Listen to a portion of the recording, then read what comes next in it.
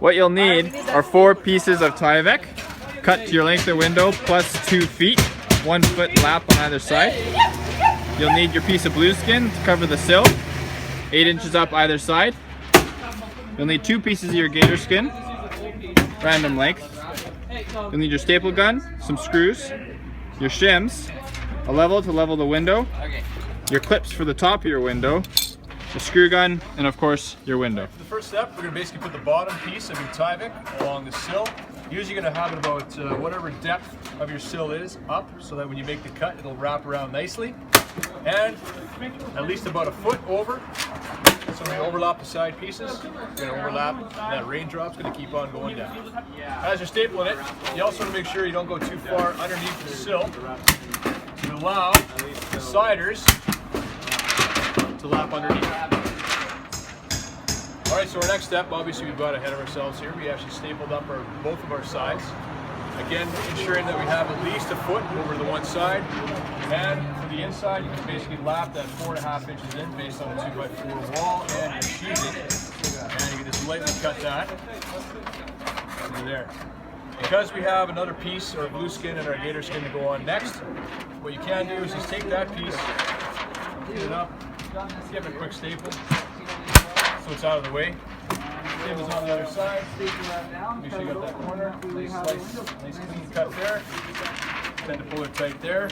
And make sure that when you are cutting this bottom piece that you are not cutting into this piece on the sill, because if you break it, the rain will get in, it'll rot.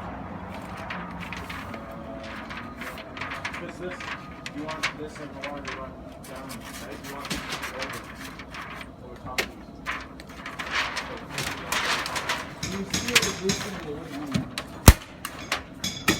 That's our sides. Now we got our paper installed, our cuts are done, it's all set. Next thing to go on is our blueskin.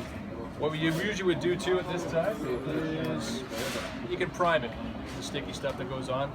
Usually on wet surfaces, but because we're not doing that today, we're not going to do that today.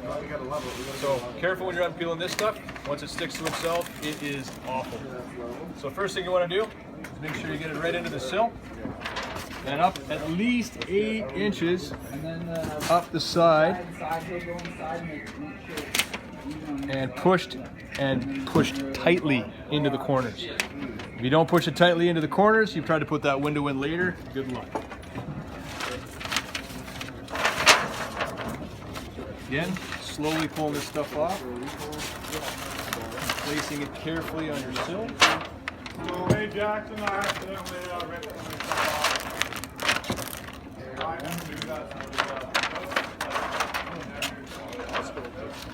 Again, ensuring you're doing it tight into the corners. And a minimum of 8 inches up the side, or if you like metric, 200 millimeters. Once you have that done there, again, with your knife, and you can't stress this, carefully cutting from the corner, quick slice, wrap that tightly around the side, again, quick cut here, wrap that tightly around the side, and again, pressing it down nicely onto the paper. And next is the gator skin. Right, next is gator skin. This is nice stretchy stuff. That's going to ensure you got a nice tight seal on the corner of your window. Basically what you're going to do here, so you kind of put it right there, ensuring it's over the corner, press it in tightly. This stuff, being as it is stretchy, you can pull it right in and through into the corners. On the sides you do it so attach. And again, tight into that corner, making sure that that window is going to go in nice and easy. And that corner is looking good.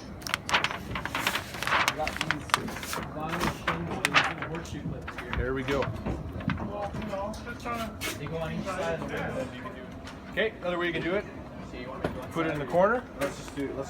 Again, make sure that that is nice and tight into that corner. So what you also want to do with these shims is not only do they help. And then you basically grab the two corners here, and especially if it's warm outside, this stuff is going to be nice and pliable because it's a little cooler outside. This one is pretty good. It's going to take a little extra effort to pull it out.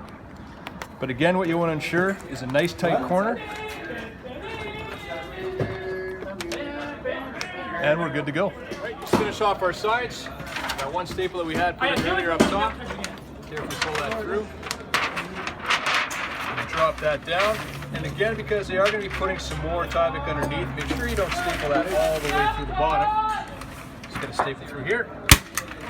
Staple along the side. Pull that inside again to wrap it around nice.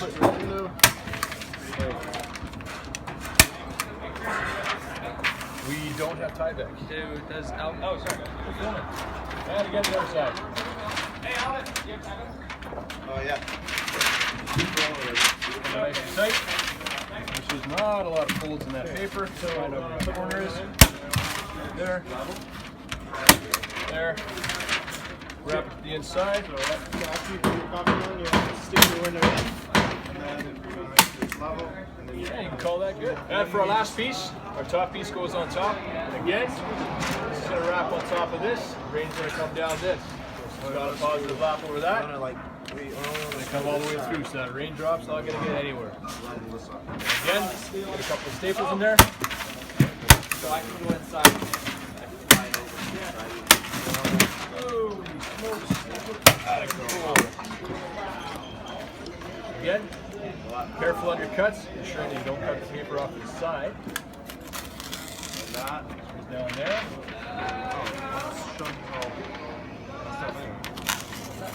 All this is messed up anyway. Wrap that underneath. Can't staple folds. We got staples. And once that top part's stapled up and ready to go, we can do two just to finish off on your paper. Again, ensuring you're not getting anywhere near those corners with your knife. Slowly cut that out. And get that excess piece of paper out of the way so it's a cleaner installation of your window. Next, after all the paper, blue skin, and gator skin is in, I'm going to see and check the level. And being that we are deadly framers, this window is as level as it can get. Once we've established that, put our horseshoe shims in, making sure that this point here is pointed directly into the building to increase the drainage and airflow. And none of the water is going to pool up and inside. Once we have that, we're ready to move on to the installation of the window. One guy's going to go inside, and one guy's going to be outside. So what we've done next, after we put our window in, one of the guys went inside. We made sure there was equal distance between either side of the window and the window frame itself. So that allows for proper finishing on the inside. So everything's going to be nice and square and plumb and level. After we've done that, one screw there, and we'll put another screw here, and we'll go back inside. Make sure that we have the same distance on the top, one screw there, and one screw there, and then we'll move on to what's going to happen next. Now that we have our window all squared up, we'll put our top clips in. These top clips are going to allow the window to shrink and expand over the heat and the cold.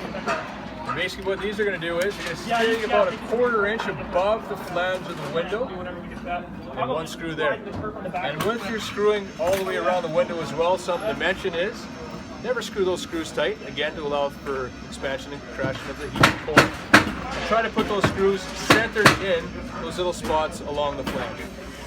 Alright, just to finish off our window installation, we will put some of these horseshoe shims underneath the flange, right in there, which is going to increase our gap in through here to allow, again, airflow. So if anything does happen to get inside your window, that we have an ability for it to get out of the building. And just to mention as well, when you're actually putting your window in, we will be using actual nails, not screws, but for school purposes, easy removal and installation of the window. That's why we're using screws today. Yeah. So next what we're going to do is we're going to cut our end diamond to our top flashing. Basically because our window is 23.5 inches, the first step is to measure the width of the window, add your 2 inches, and cut out that square piece of flashing.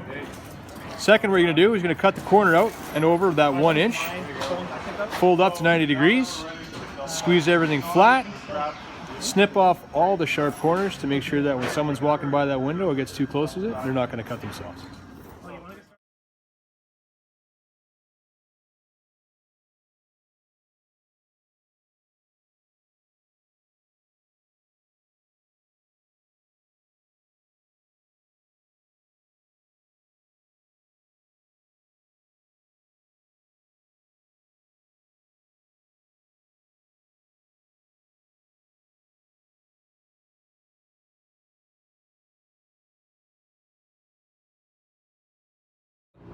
Prior to also installing your window, which we didn't do today in our video because again, being that we're in school, we want that window to come off nice and easy.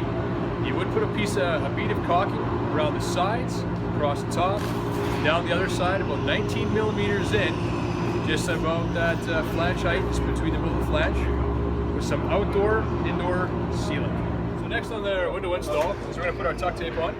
Now you're going to do it in the same order that you did the side paper. All right, you're going to do your two sides first. Run your tape along the top. Color done. Just tape the bottom. You want to make sure that it remains open and airflow is as good as it can get. So our next step is basically going to be putting our flashing up on there, the end that we cut earlier on.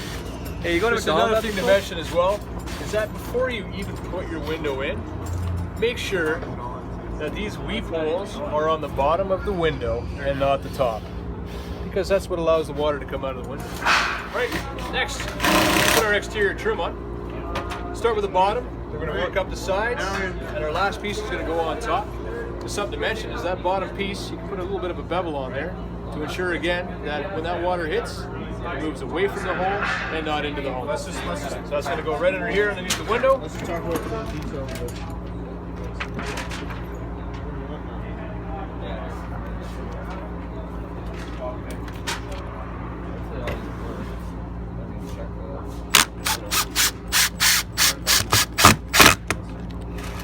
Okay, so now your window is installed.